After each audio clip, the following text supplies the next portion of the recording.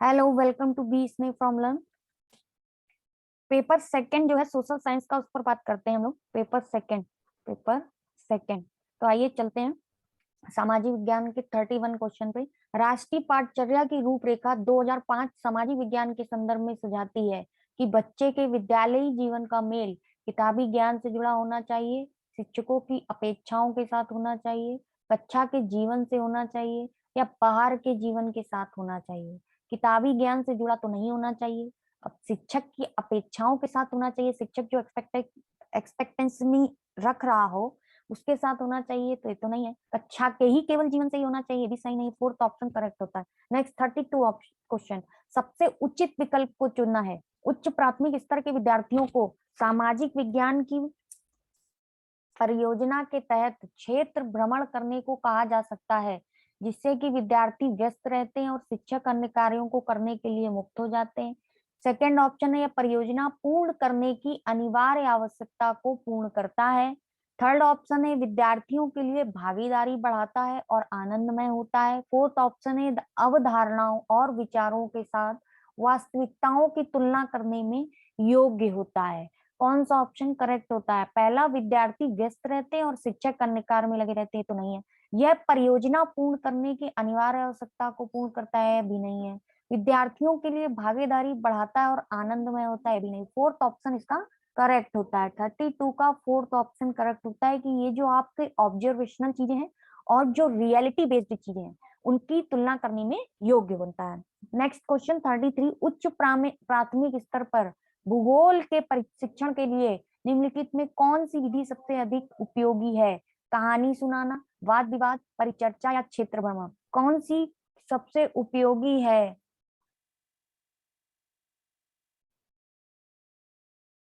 तो 33 का ऑप्शन हमारा कौन सा करेक्ट होता है? उच्च प्राथमिक स्तर पर भूगोल के शिक्षण के लिए कौन सी विधि सबसे अधिक उपयुक्त होती है, ये बताना है आपको।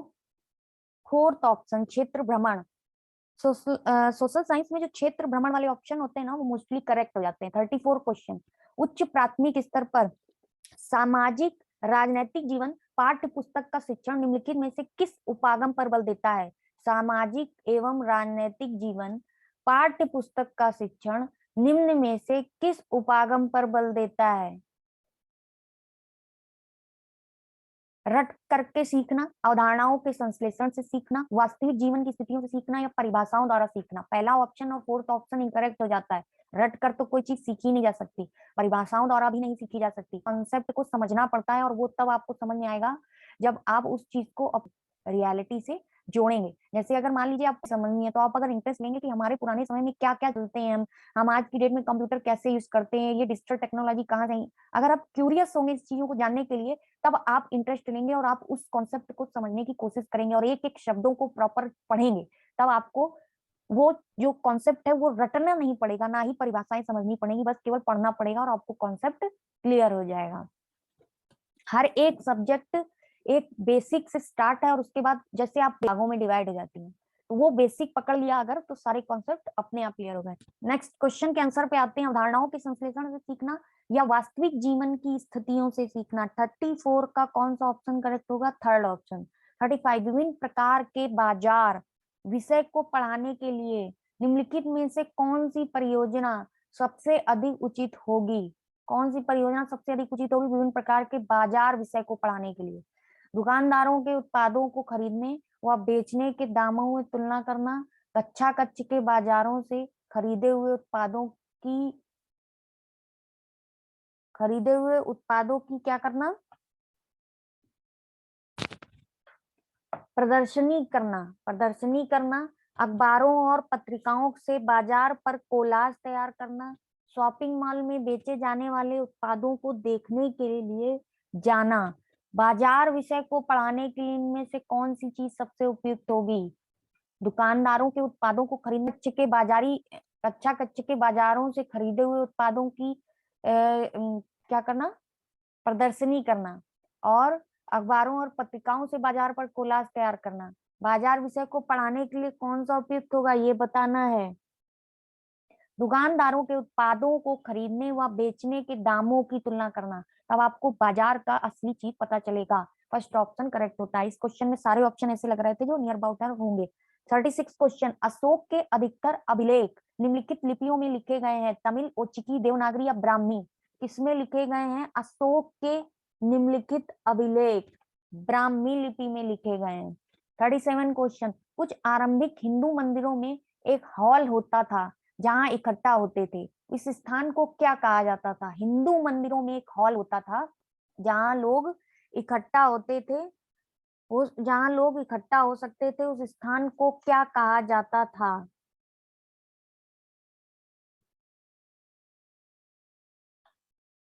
जिसे मंडप कहा जाता था। क्या कहा जाता था? मंडप कहा जाता था। इसमें सामूहिक समारोह के दौरान लोग एकत्रित होते थे।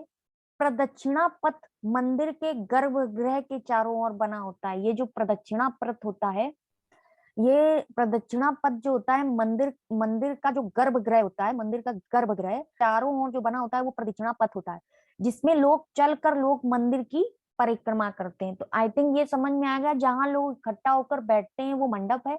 गर्भगृह क्या है? मंदिर के गर्भगृह के जो चारों ओर पथ बना होता है वो परिक्रमा पथ होता है। और गर्भगृह मंदिर में जैसे एंट्री लेते हैं ना, वो गर्भगृह बना होता है। नेक्स्ट क्वेश्चन 38, विनय पिटक ग्रंथ निम्नलिखित में से किससे संबंधित है? जरतुस्त के विचार से, बौद्ध संघ के विचार से, संस्कृत व्याकरण, महावीर के उपदेश और बौद्ध संघ के नियम? विनय पिटक ग्रंथ किस चीज से रिलेटेड है? बौद्ध धर्म में क्या है? बौद्ध धर्म में 3 पिटक बनाए गए। बौद्ध धर्म में त्रिपिटक का विशेष महत्व है। और ये कौन से 3 पिटक हैं? सुत्त पिटक है, एक सुत्त पिटक है, विनय पिटक है, और तीसरा क्या है? अभिधम्म पिटक। बौद्ध धर्म में सुत्त पिटक में बौद्ध धर्म के नियमों के बारे में बताया गया है। सुत्त पिटक में क्या बताया गया है? बौद्ध धर्म के नियम के बारे में बताया गया है। विनय पिटक में भिक्षु और भिक्षुकाएं, जो भिक्षु और भिक्षु होते थे, भिक्षु और भिक्षुओं के आचरण संबंधी जो नियम होते थे, जो भी भिक्षु और भिक्षुओं होते थे, उनके जो आचरण होते थे, उनको किस तरीके के आचरण करने, उनके लिए क्या नियम बनाए गए हैं। तो भिक्षुओं के नियम,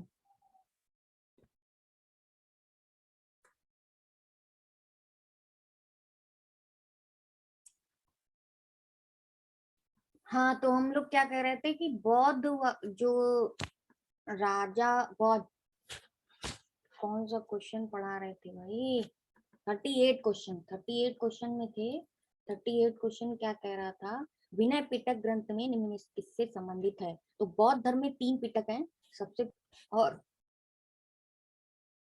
अभिधम्म पिटक। अभिधम्म पिटक तो सुख का वर्णन किया गया, बौद्ध धर्म के नियम का, अणुओं का वर्णन किया गया, भिक्षु भिक्षुणियों के आचरण। अभिधम्म पिटक के बारे में क्या बताया गया है? अभिधम्म पिटक में दार्शनिक सिद्धांतों के वर्णन के बारे में बताया गया है, वर्णन के बारे में बताया गया है, दार्शनिक सिद्धांतों के वर्णन के बारे में बताया गया है। तो विनय पिटक में क्या है? बौद्ध संघ के नियमों का उल्लेख किया गया है। तो अब समझ में आ गया होगा, पहले में सुत्त पिटक में बौद्ध धर्म के नियम, विनय पिटक में भिक्षुओं और भिक्षुओं के आचरणों का नियम, अभिधम्म पिटक में जो भी दार्शनिक सिद्धांत है उसका वर्णन किया गया। नेक्स्ट 40 क्वेश्चन, सॉरी 39 क्वेश्चन में क्या एक्सप्लेन किया गया है?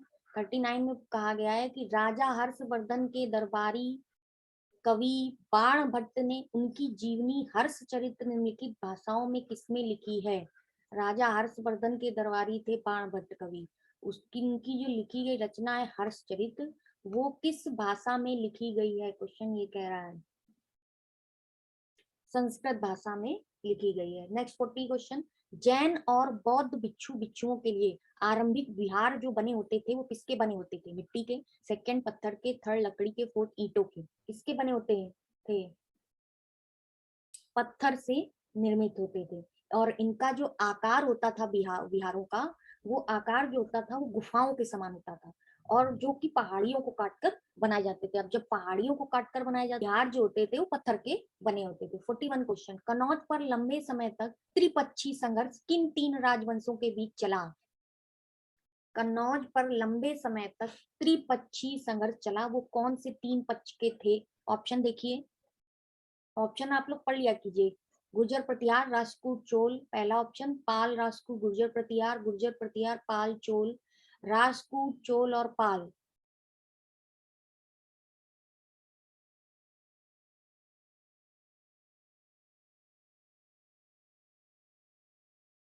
आठवीं शताब्दी के मध्य क्या हुआ था? आठवीं शताब्दी के मध्य कन्नौज पर अधिकार को लेकर तीन शक्तियां जो है वो संघर्षित हुई थी। इन संघर्ष में पाल थे, राष्ट्रकूट थे और गुर्जर प्रतिहार शामिल थे। चोल जो समुदाय था वो साउथ का समुदाय था। तो चोल वाले ऑप्शन तीनों गलत हो जाते हैं। पाल, राष्ट्रकूट, गुर्जर प्रतिहार। इसकी शुरुआत गुर्जर प्रतिहार वंश के शासकों से हुई थी। शुरुआत हुई थी गुर्जर प्रतिहार वंश के शासकों ने, और ये संघर्ष लगभग 200 वर्ष समुदायों ने किया, पाल, राजपूत और गुर्जर प्रतिहार वंश ने। Next 42 question. सूफी मत के अनुसार खानकाहों से क्या अभिप्राय है? वे स्थान जहां सूफी संत बैठकों का आयोजन करते थे, एक विशेष प्रकार का गाना, नाम का गुणगान करना, नीति कथाओं पर चर्चा करना। फर्स्ट और फोर्थ में ही कोई एक ऑप्शन होगा, बताइए कौन सा ऑप्शन होगा? वे स्थान जहां सूफी संत बैठकों का आयोजन करते थे उनको खानकाह कहा जाता था। ये जो क्वेश्चन है ना, रिपीटेड भी हो जाते हैं, किसी भी पेपर में आ सकते हैं, इसलिए इनको सॉल्व करना, तभी प्रैक्टिस पेपर सॉल्व करना बहुत जरूरी होता है। चोल मंदिरों के विषय में निम्न में से कथनों में से कौन सा सही है? चोल मंदिर आर्थिक, सामाजिक और सांस्कृतिक जीवन के केंद्र थे। लौह प्रतिमाओं का निर्माण चोल मंदिरों की मुख्य विशेषता थी। चोल मंदिर प्रायः अपने आसपास विकसित होने वाली केवल ग्रामीण बस्तियों के केंद्र बन गए थे। जनसाधारण द्वारा दी गई भूमि से चोल मंदिर संपन्न हो गए थे। इनमें से कौन सा ऑप्शन करेक्ट होता है? 43 का।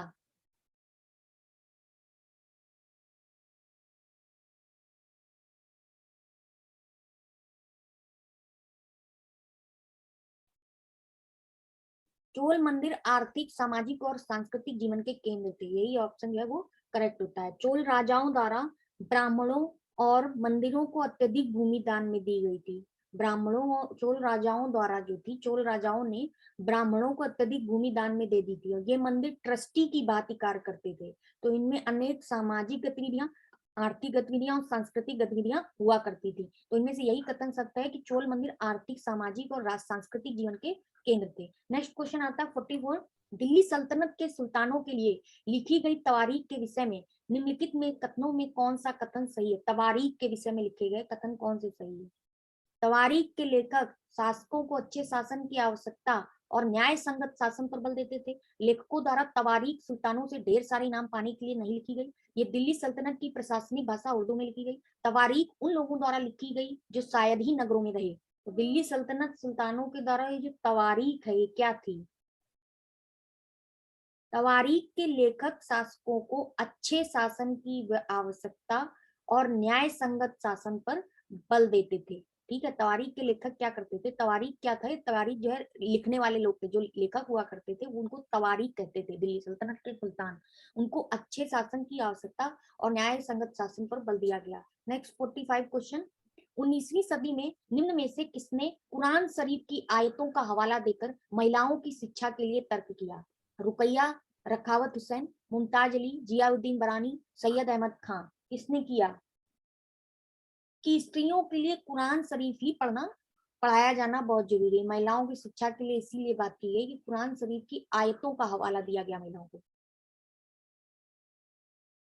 मुमताज अली ने मुस्लिम धर्म में सुधार का प्रयास किया। उन्होंने कुरान शरीफ की आयतों का हवाला देकर महिलाओं की शिक्षा के लिए तर्क किया। किसने किया? मुमताज अली ने। सेकंड ऑप्शन करेक्ट होता है। 46। कक्षा कक्ष में विद्यार्थियों को खुली पुस्तक अभ्यास करवाने के उचित कारण को चुनिए। बिना तैयारी के विद्यार्थियों का मूल्यांकन करना, पाठ्य भाषा के प्रयोग को प्रोत्साहित करना, पाठ को विस्तृत रूप से याद कराना, पाठ को किसी विशिष्ट प्रश्नों के संदर्भ में पढ़ना। तो ये तो नहीं है थर्ड ऑप्शन। खुली पुस्तक अभ्यास करवाने के उचित कारण को चुनिए। पाठ को किसी विशिष्ट प्रश्नों के संदर्भ में पढ़ना होता है। खुली पुस्तक जो अभ्यास कराई जाती है वो कोई एक विशिष्ट प्रश्न के संदर्भ में पढ़ना होता है। कोई एक विशिष्ट प्रश्न बता दिया जाता है, उसके संदर्भ में पढ़ना होता है। खुली पुस्तक अभ्यास का मतलब यही होता है। 47। सामाजिक विज्ञान के विषयों के अध्ययन का महत्व इसलिए है क्योंकि बच्चे से क्या होते हैं? लोकतंत्र के बारे में विस्तार से सीख सकते हैं, समाज और उसके पर्यावरण को समझ सकते हैं, भूत की घटनाओं का मूल्यांकन कर सकते हैं, प्राकृतिक संसाधनों को संरक्षित कर सकते हैं। सामाजिक विज्ञान के विषयों के अध्ययन का महत्व तो इसलिए है क्योंकि बच्चे क्या हो सकते हैं, क्योंकि बच्चे इससे समाज और उसके पर्यावरण को समझ सकते हैं, क्योंकि बच्चे क्या है, इससे समाज और उसके पर्यावरण को समझ सकते हैं। सामाजिक विज्ञान के विषयों का अध्ययन का महत्व है कि समाज और पर्यावरण को समझ सकते हैं। नेक्स्ट 48 क्वेश्चन, सामाजिक विज्ञान के शिक्षण में चित्र तथा पट के प्रयोग के लिए सबसे महत्वपूर्ण कारण क्या है? चित्र तथा पट का प्रयोग, महत्वपूर्ण कारण क्या है? एक पक्षी सूचना प्रदान करना, दिए गए वृत्तांत पर चर्चा को प्रोत्साहित करना, घटनाओं का वर्णन करना, पाठ्य पुस्तकों को आकर्षक बनाना। इनमें से कौन सा सिद्धांत जो है वो बताइए, कौन सा सिद्धांत बताता है कि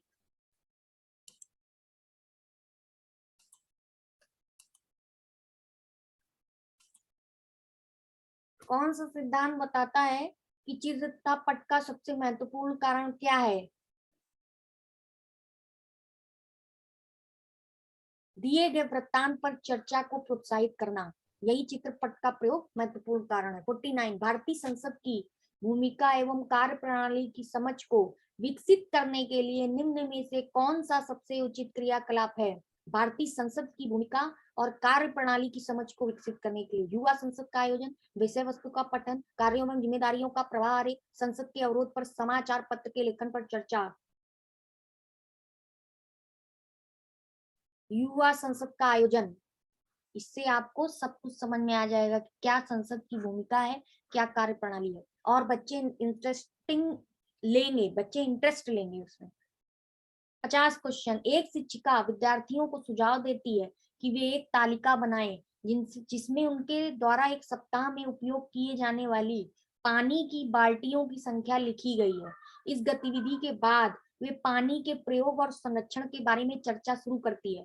शिक्षिका कक्षा में किस प्रकार के अधिगम को प्रोत्साहित कर रही है? निगमनात्मक विधि, समस्या समाधान विधि, वृत्त अध्ययन विधि, पूछताछ विधि, किसको जो है प्रमोट कर रही है? 51 क्वेश्चन, सबसे तो ये पहले 50 का आंसर होता है निगमनात्मक विधि, समस्या समाधान विधि, वृत्त अध्ययन विधि या पूछताछ विधि। पूछताछ विधि तो नहीं होगी। तो इनमें से अगर पहली से रिलेटेड एक टॉपिक पढ़ाया जा रहा है, ऐसे कॉन्सेप्ट किसमें आएंगे, किस विधि में आएंगे ऐसे कॉन्सेप्ट? ऐसे कॉन्सेप्ट किसमें आएंगे?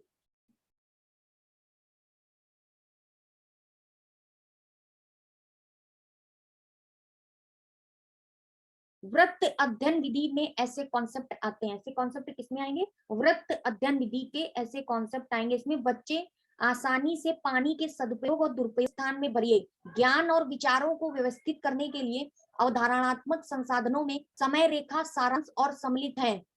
सबसे उचित विकल्प ज्ञान और विचारों को व्यवस्थित करने के लिए और क्या सम्मिलित है? 51, सूचना मानचित्र और अवधारणा मानचित्र सम्मिलित हैं। नेक्स्ट 52 क्वेश्चन, क्रियाकलाप आधारित प्रश्न सामाजिक विज्ञान के पाठ को आनंददायी बनाते हैं, विवादास्पद बनाते हैं, लंबा बनाते हैं, विस्तृत बनाते हैं? क्रियाकलाप आधारित प्रश्न सामाजिक विज्ञान के पाठ को क्या बनाते हैं? 52, आनंददायी बनाते हैं। 53, सामाजिक समस्याओं की समझदारी को विकसित करने के लिए निम्नलिखित में से सबसे उचित विधि कौन सी है? सामाजिक समस्याओं की समझदारी को विकसित करने के लिए इनमें से सबसे उचित विधि कौन सी है? चलचित्र प्रदर्शन, चित्र निबंध, वृत्त अध्ययन या भूमिका निर्वाह?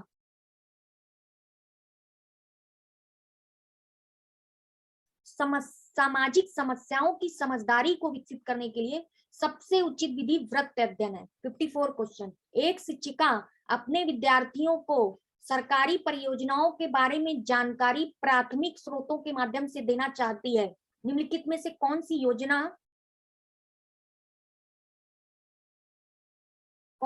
योजना अनुपयुक्त होगी? विद्यार्थियों के पड़ोस में लागू होने वाली योजनाओं पर सर्वे, विद्यार्थियों के पड़ोस में लागू होने वाली परियोजनाओं पर हुए खर्च पर एक रिपोर्ट, सरकारी परियोजनाओं पर पुस्तक की समीक्षा, एक खंड विकास अधिकारी के साथ साक्षात्कार। किससे होगी?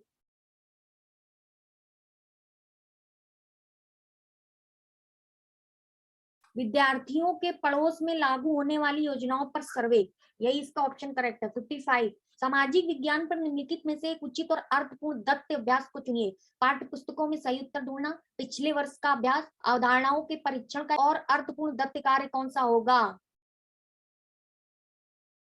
अवधारणाओं के परीक्षण का एक मौलिक अभ्यास। नेक्स्ट क्वेश्चन, लोकतांत्रिक संस्थाओं के प्रति विद्यार्थियों में दोषदर्शिता को रोकने के लिए निम्नलिखित में से कौन से दो विकल्प सबसे उचित होंगे? आदर्श कार्य प्रणाली एवं सिद्धांतों पर बल देना, संस्थानों के बदलाव में संभावनाओं को इंगित करना, सामाजिक विषमता की अपरिहार्यता पर बल देना, जागरूक जनता की भूमिका को इंगित करना।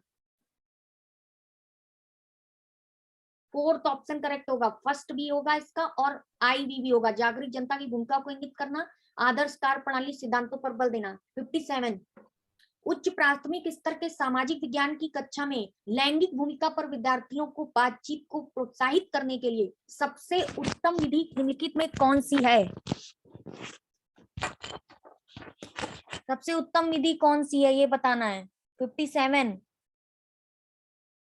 अनुभवों पर निर्देशित चर्चा सबसे उत्तम विधि है। नेक्स्ट क्वेश्चन 58, पोर्टफोलियो सतत एवं व्यापक मूल्यांकन का एक महत्वपूर्ण माध्यम है क्योंकि यह विद्यार्थियों में कौशल के विकास को इंगित करता है, अनिवार्य है, क्रियान्वित करना सरल होता है, न्यूनतम सूचना प्रदान करता है। 58 का पहला, विद्यार्थियों में कौशल विकास को इंगित करता है। 59, जब आप विद्यार्थियों को एक ऐतिहासिक स्मारक दिखाने ले जाते हैं तब आप उन्हें किस प्रकार के अधिगम के स्रोत से जोड़ने का प्रोत्साहित करते हैं? 59, प्राथमिक स्रोत से जोड़ने का प्रोत्साहन करते हैं। जब उनको आप कहाँ ले जाते हैं? किसी भी ऐतिहासिक स्रोत पे ले जाते हैं इस दिखाने के लिए हिस्ट्री टाइम की चीजों को, तो आप पहले उनका जो हिस्ट्री टाइम रहा है वो बताने की कोशिश करते हैं, वो प्राथमिक स्रोत में आते हैं। कल्पना कीजिए कि आपको श्रीरंगपट्टनम के युद्ध में सुल्तान की मौत के बारे में खबर देने वाले दो